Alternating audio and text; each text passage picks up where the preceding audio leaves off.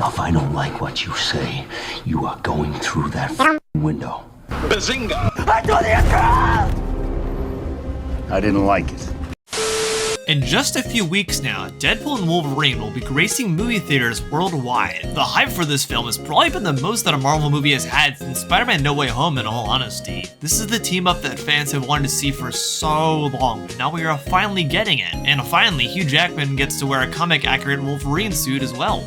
It really seems like a great time to be an X-Men fan currently, with this, X-Men 97 being a huge hit on Disney+, and also Marvel vs. Capcom making a huge return recently as well, with the X-Men vs. Street Fighter games and original Marvel vs. Capcom games finally escaping the Disney vault. But how exactly did we get here? What stars aligned, allowing us to see a comic book accurate Wolverine and Deadpool share the big screen together? Well, the easy answer would seemingly be the Walt Disney Company purchasing 20th Century Fox and all of its assets back in 2019. This of course granted them access to nearly a century of IPs such as Ice Age, Planet of the Apes, Avatar, Alien, The Simpsons, and of course, X-Men film rights, which had been sold to Fox in the 90s. To me though, the answer is a bit deeper than that, and actually lies in Wolverine's 3 solo movies he had when the X-Men movies were still distributed solely by Fox. The first one, X-Men Origins Wolverine, is reviled and disliked by the vast majority of fans, and rightfully so, since in all honesty, it is a terrible film for many different reasons. It messed up the characters of Gambit and more notably Deadpool, but also just failed to expand on Wolverine himself in any sort of interesting way. The third movie that's a part of that trilogy, Logan, is on the polar opposite end of the spectrum, being the best received X-Men film by the vast majority of critics, and often standing toe-to-toe with The Dark Knight and Spider-Man Into the Spider-Verse as simply one of the best comic book films ever created. It's dark, gritty, and it actually understands the character of Wolverine and what he boils down to. It is a fitting end to such a legendary character, and a really good character piece as well. But interestingly enough, there is actually a second film that came between these two releases that was almost never discussed for some reason. I'm talking about 2013's The Wolverine. This movie takes place after X-Men 3 The Last Stand and sees Wolverine going to Japan to visit an old friend. While there, he uncovers a huge conspiracy involving the Yakuza, poisonous mutants, strange technology, and also the quest for immortality. And it all happens to be being fueled by one man's obsession for him and adamantium. While X-Men Origins Wolverine is widely detested and Logan is widely praised, the Wolverine just kind of exists and not really many people speak on it at all, which is a shame since this is a criminally underrated movie. I believe this is actually one of the best X-Men films and quite possibly one of the best comic book movies overall. Also, without this movie, we would definitely not have Logan, and by default, we wouldn't have Deadpool and Wolverine either. To set the stage a little bit, this movie came out directly after The Avengers was released by Walt Disney Pictures and closed off Phase 1 of the MCU,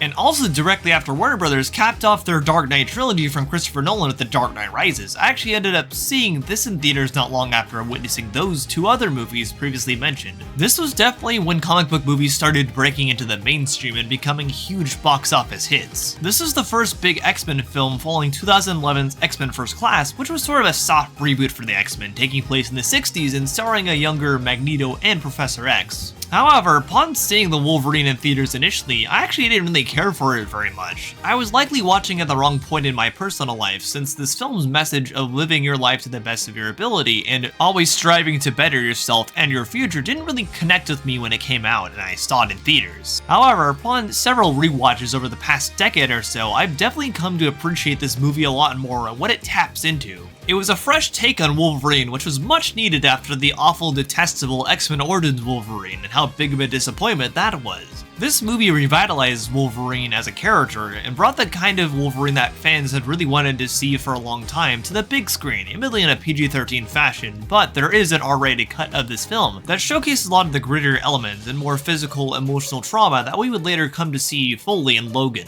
With that noted, I honestly do think Logan is a better movie, but this movie still does a lot right, and without it, like I said, we wouldn't even have Logan or Deadpool and Wolverine. So let's dive into exactly what makes this film so great, very fittingly just a few weeks before Deadpool and Wolverine hits theaters, since really, that film would not exist without this one. But before we begin, be sure to subscribe if you want to see more content like this, and give this video a like and a comment as well, and watch all the way through if you can. I am a full-time creator, and watching all the way through actually helps my videos out quite a bit, so definitely do so, and share this video with a friend if you liked it as well. Now let's get into the real review here. For a bit of background, this movie is actually largely inspired by Frank Miller and Chris Claremont's run of Wolverine comics from the 1980s, which follow Wolverine traveling to Japan and doing battle with the Yakuza and the criminal organization The Hand. Although admittedly, the movie does depart from its source material in many ways in order to give Wolverine a more nuanced and specific thing to deal with on both a physical and emotional level. Wolverine is a very specific journey here that he undergoes within his trip to Japan, where he learns to put the past behind him, and learns how to live his life to the fullest in the present. There is plenty of internal symbolism in this movie, and even seemingly small places, and plenty of callbacks too. The movie opens in Canada with Wolverine living as a hermit in the backwoods of Canada, utterly disgraced after killing Jean Grey in X-Men The Last Stand after she became the Dark Phoenix. He appears to have earned the respect of all the wildlife in this rural area of Canada, with even a wild bear acknowledging his presence, and a very Animal Kingdom coexisting-esque moment. Ironic, given Disney also owns this movie now. However, not long after this bear is discovered by Logan to be dying and sick after being poisoned by an arrow from some amateur hunters, and later in this movie, this is called back to in a vital way when one of the main antagonists of the film, Shinjin, is stabbed with a poison needle by the mutant Viper and loses his mind, in a parallel to what has occurred with this bear. This whole intro to the movie, both a flashback to Wolverine meeting Ishido during the bombing of Nagasaki, and most of the Canada segment, very cleverly weave in seemingly small things that have a big payoff down the road and come full circle later in the film. For instance, during the Nagasaki section in the opening, Logan saves Yashida from committing sushi after seeing the atomic explosion and realizing Japan has lost to World War II. This is flipped around with Logan later in the film when he fights Shinjin and pulls the sword out of his gut, sort of symbolic of him accepting life and choosing to make how he lives his life count. One last key piece of symbolism to me is when Wolverine is racing to save Mariko, Yashida's granddaughter, from both Viper and Harada, plus the entirety of the Yakuza, and is shot with dozens of arrows with ropes attached, causing him to be pulled backwards and eventually taken down. The pose that is seen here is that of a crucifix, with the arms spread out as Wolverine is ready to lay down his life for someone he barely even knows. This actually is a pretty common trope in sci-fi or fantasy media overall, to include Gnostic or religious imagery like this, specifically when a major sacrifice is being made. However, what makes it interesting here is that only a few minutes later, when Wolverine is fighting the Silver Samurai, Harada steps in to actually try and protect Logan, but ultimately perishes here and falls to the floor in the same crucifix pose that Wolverine just had moments before. Except here, he is a fallen crucifix, one that does not represent resurrection.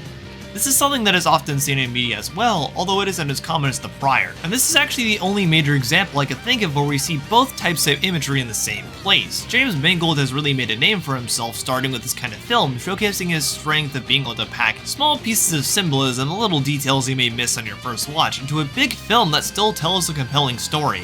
Speaking of Mangold, let's discuss the other big reason why Logan and Deadpool and Wolverine simply would not exist without this film: the ability to flip a genre on its head. I've talked about this in a previous video, but ultimately, a film like Logan can't quite be classified as a superhero film, at least not in the traditional sense. Ultimately, Logan is a western, evoking many different types of film motifs and techniques often seen in the spaghetti westerns of the past. And in the same way, The Wolverine is not a superhero film in the traditional sense either, but rather it's a samurai film. Wolverine is essentially given the role the Ronin often receives in the samurai films of old. A brave warrior must take down a corrupt leader to save the woman he loves and endure many psychological and emotional tormentors along the way.